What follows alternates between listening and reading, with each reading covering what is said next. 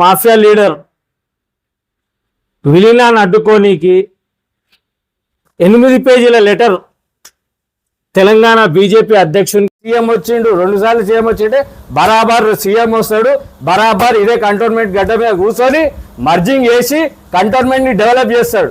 ఏమి బీజేపీకి బీఆర్ఎస్ కి ఓటు వేస్తే కంటోన్మెంట్ అభివృద్ధి కుంటుపడుతుందని ఓటర్లు కాంగ్రెస్ పార్టీ అభ్యర్థి శ్రీ గణేష్ కి ఓటు వేసి అత్యధిక మెజారిటీతో గెలిపించాలని కంటోన్మెంట్ వికాస్ మంచ్ అధ్యక్షుడు ఏబుల్, ప్రధాన కార్యదర్శి సంకి రవీందర్, కార్యనిర్వాహక సభ్యుడు అంబాల శ్రీనివాస్ అన్నారు.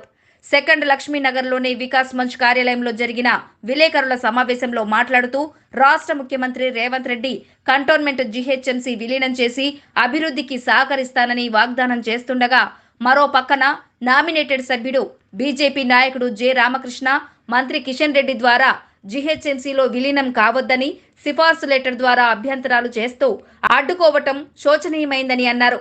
డ్రైనేజీ వ్యవస్థ గాని, ట్యాక్స్ విషయంలో గాని, నీటి సరఫరా విషయంలో గాని అన్ని విషయాల్లో కంటోన్మెంట్ కు వివక్షత జరుగుతోందని, అభివృద్ధికి నోచుకోవటం లేదని కంటోన్మెంట్ వికాస్ మంచ్ పోరాటం చేస్తుండగా అందుకు భిన్నంగా బీజేపీ నాయకులు అడ్డుకోవటం సమంజసం కాదని అన్నారు.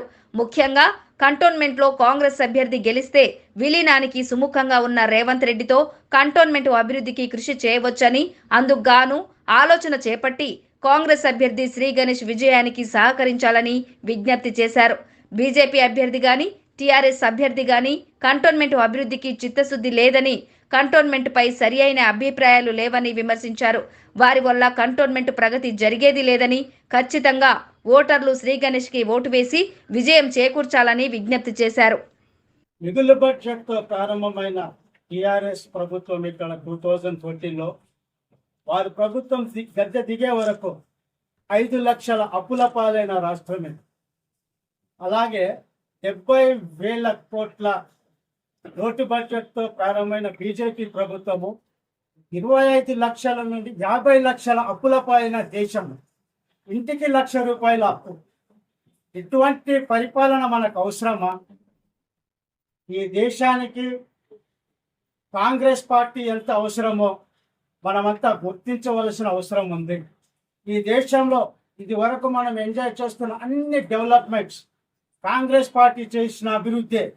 యూనివర్సిటీస్ నుంచి, ప్రాజెక్టుల దగ్గర నుంచి, ఇందిరమ్మ ఇల్లు దగ్గర నుంచి, అసైన్మెంట్ ల్యాండ్లు, భూములు రైతులకు ఇచ్చిన దగ్గర నుంచి తీసుకుంటే అన్ని కాంగ్రెస్ చేసిన అభివృద్ధి తప్ప వీళ్ళు 10 ఏళ్ల పరిపాలనలో రాష్ట్రాన్ని, దేశాన్ని దివాలా తీసి దేశ ఖజానాన్ని, దేశాన్ని, ఈ ప్రజానీకాన్ని వెన్నెముకేరుస్తున్న ఈ పార్టీలను ఓడగొట్టాలంటే కాంగ్రెస్ పార్టీని గెలిపించి దేశాభివృద్ధిలో మనమంతా కూడా పాలు పంచుకోవాలనేసి నేను ప్రజలకు. మాఫియా లీడర్ విలీనాన్ని అడ్డుకోనీకి 8 పేజీల లెటర్ తెలంగాణ బీజేపీ అధ్యక్షునికి రాసిండు. ఏమని రాసిండు 8 పేజీల లెటర్లా అంటే, దాదాపు 235 ఎకరాల notified civil areas, 16 notified civil areas, Boinpally నుంచి బొల్లారం దాకా గరీబులు నివసిస్తున్న సివిల్ ఏరియాస్ ఫ్రీ హోల్డ్ అవుతున్నాయంటే దానికి 10,000 కోట్ల రూపాయలు అవుతాయి. ఇది అన్యాయంగా మనము ఫ్రీగా వాళ్ళకు ఫ్రీ హోల్డ్ చేస్తున్నాం, ఇది కరెక్ట్ కాదు అని చెప్పి ఈ లెటర్లో రాసిండు.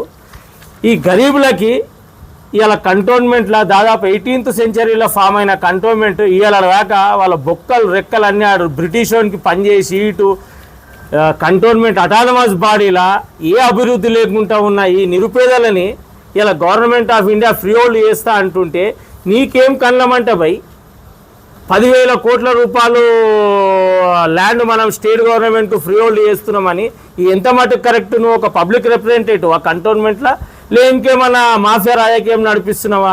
దీన్ని కిషన్ రెడ్డికి రాస్తే కిషన్ రెడ్డి ఏం చేశాడు? డైరెక్ట్ రాజ్నాథ్ సింగ్కి రాశాడు. రాజ్నాథ్ సింగ్ డీజీడీకి రాసుట్లా ఇలా మన కంటోన్మెంట్ మర్జర్ అనేది ఆగిపోయింది.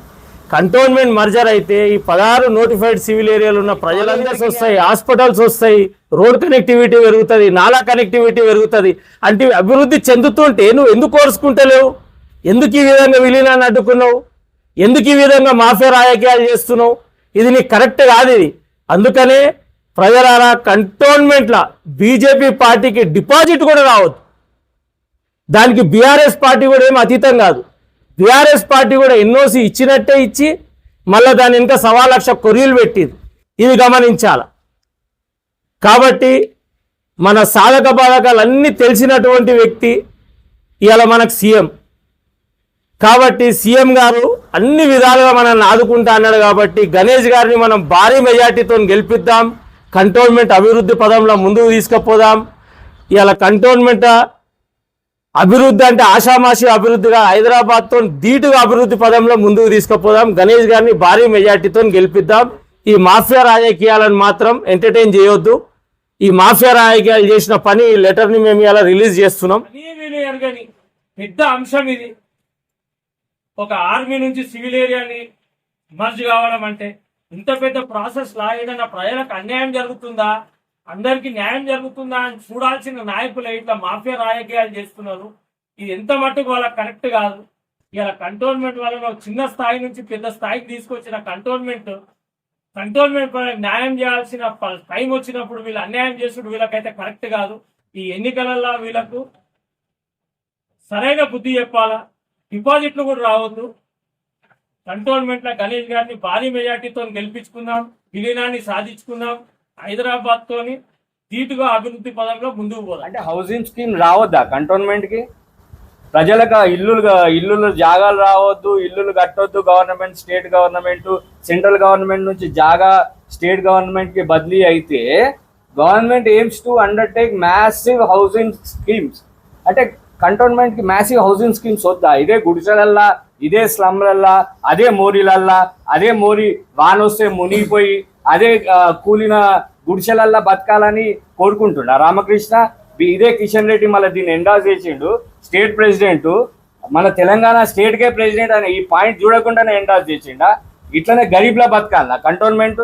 ఇంకో దాంట్లో ఏమంటాడు, government intents to promote commercialisation of land pockets. అంటే కమర్షియలైజేషన్ కావద్దా? మా నార్థన్ పార్ట్ ఆఫ్ హైదరాబాద్, ఇక్కడ మనకు ఐటీ రావద్దా? ఇక్కడ మనకు మాల్స్ రావద్దా?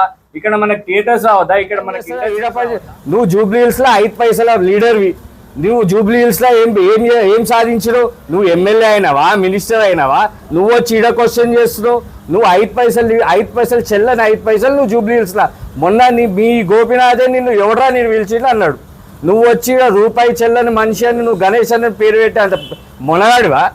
కంటోన్మెంట్లో వచ్చి నువ్వు మాట్లాడుతున్నావు. ఇంకోటి ఇదే ఏమంటారు, మన డబుల్ బెడ్రూమ్ అయిపోయింది. ఎలివేటెడ్ కారిడార్కి బీఆర్ఎస్ దేలే, ఈ టీపీటీ ఛార్జెస్ దేలే. రామకృష్ణ అంటాడు నిన్న కమిషన్ల గురించి కమిషన్ల కింగ్, కమిషన్ల గురించి మాట్లాడుతున్నా. 5,000 వస్తే 3,000 తిని 2,000 పంచుతున్నారని. నువ్వు ఎన్ని కమిషన్లు తిన్నావని నీ కడుపులకైనా అట్లా ఆరాటం పుట్టుకొస్తుంది. నీకు దక్కతలేదన్నా, నువ్వు ఇస్తలేవన్నా, ఈసారి నీ చేతిలో ఏం లేదన్నా. నువ్వు అసలు ఎందుకు ఇట్లా నిందలేస్తున్నావు? ఓడిపోతున్నావు అనే భయంతోనే కదా నిందలేస్తున్నావు.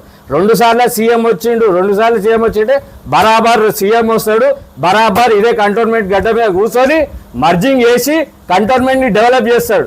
ఏం చేసుకో. ఈసారి గణేష్ అన్నని మేము భారీ మెజారిటీతో గెలిపిస్తున్నాం. ఎవ్వరు అడ్డుకునేది లేదు. బీజేపీకి డిపాజిట్ దక్కదు, బీఆర్ఎస్ సెకండ్ ప్లేస్.